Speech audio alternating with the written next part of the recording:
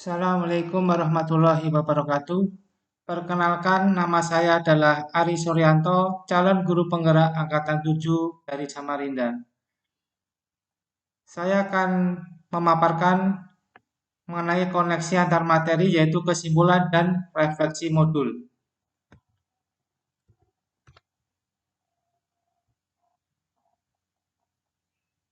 Kesimpulan dan penjelasan mengenai pemikiran-pemikiran Ki Hajar Dewantara.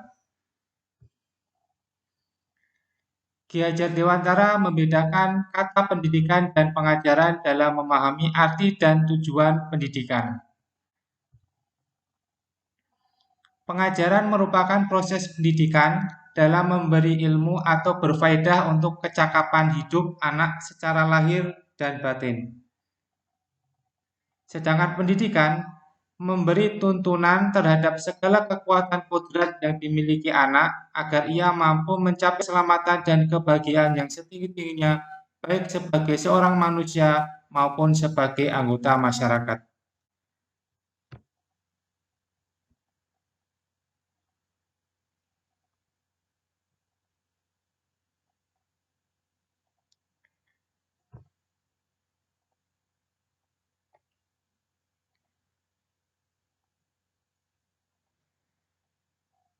Dapat digarisbawahi bahwa pengajaran memberi ilmu atau keterampilan yang bisa bermanfaat untuk masa depannya, sedangkan pendidikan lebih menumbuh laku atau budi pekerti dan pertumbuhan kodrat anak. Menuntun. Dalam proses menuntun, anak diberi kebebasan namun pendidik sebagai pamong memberi tuntunan dan arahan agar anak tidak kehilangan arah dan membahayakan dirinya.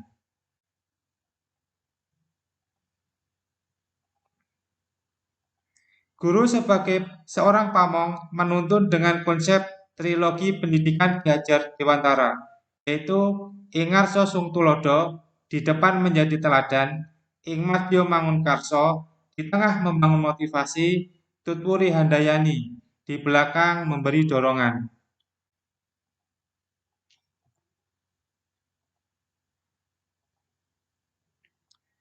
Budi pekerti, budi memiliki arti pikiran, cipta, perasaan atau rasa, kemauan atau karsa. Sedangkan pekerti yaitu memiliki pengertian tenaga atau raga.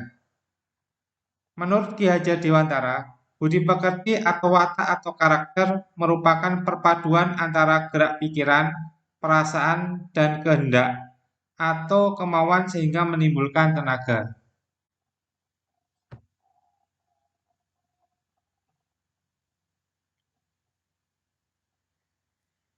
Kodrat anak yaitu bermain. Permainan anak dapat menjadi bagian pembelajaran di sekolah. Dalam permainan, seorang anak akan merasa senang atau bahagia. Kebahagiaan itulah salah satu tujuan pendidikan menurut filosofi Ki Hajar Dewantara. Kodrat anak merdeka. Manusia merdeka adalah manusia yang hidupnya lahir atau batin tidak tergantung kepada orang lain, akan tetapi bersandar atas kekuatan sendiri.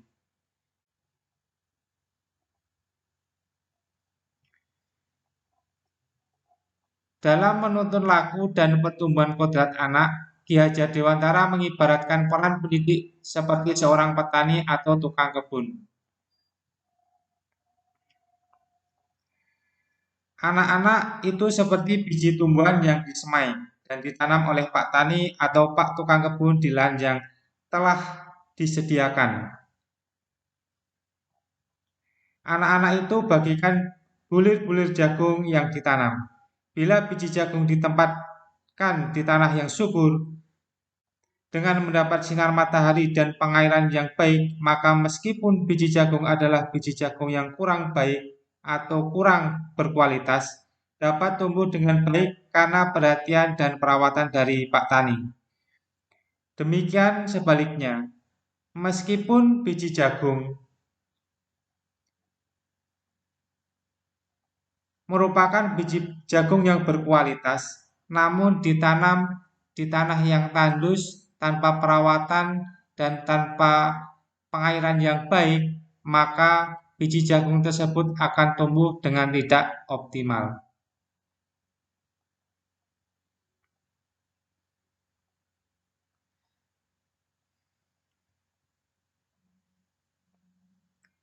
Ki Hajar Dewantara menjelaskan bahwa dasar pendidikan anak berhubungan dengan kodrat alam dan kodrat zaman. Kodrat alam berkaitan dengan sifat dan bentuk lingkungan di mana anak berada. Sedangkan kodrat zaman berkaitan dengan isi dan irama. Bila melihat dari kodrat zaman, pendidikan saat ini menekankan pada kemampuan anak untuk memiliki keterampilan abad 21. Sedangkan dalam memaknai kodrat alam, maka konteks lokal sosial budaya murid di Indonesia Barat tentu memiliki karakteristik yang berbeda dengan murid di Indonesia Tengah atau Indonesia Timur.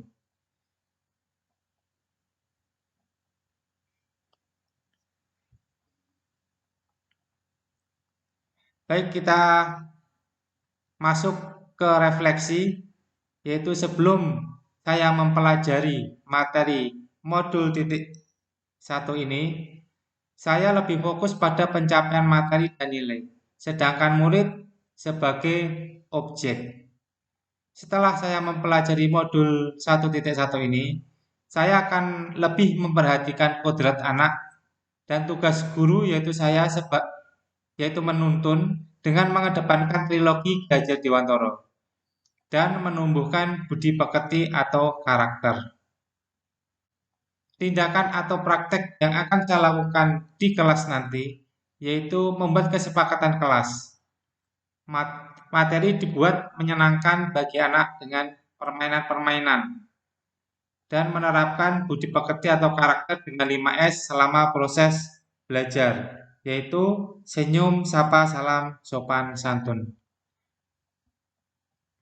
Suasana kelas yang mencerminkan pemikiran Ki Hajar Dewantara, yaitu siswa tampak ceria dan bahagia. Siswa bebas mengemukakan pendapat. Keadaan kelas tidak hening. Siswa saling bekerja sama tanpa memandang suku. Demikian pemaparan dari saya mengenai refleksi dan kesimpulan modul 1.1. Terima kasih. Wassalamualaikum warahmatullahi wabarakatuh.